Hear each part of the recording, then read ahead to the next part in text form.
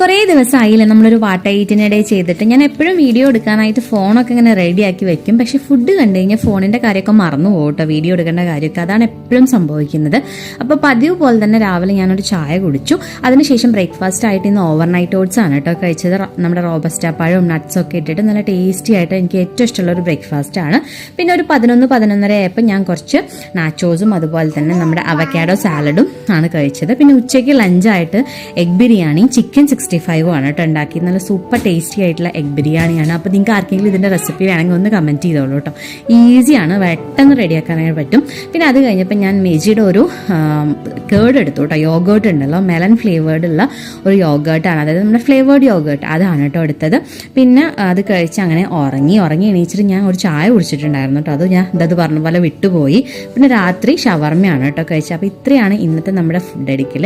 എല്ലാവർക്കും വീഡിയോസൊക്കെ ഇഷ്ടമാവുകയാണെങ്കിൽ ചാനൽ ഒന്ന് സബ്സ്ക്രൈബ്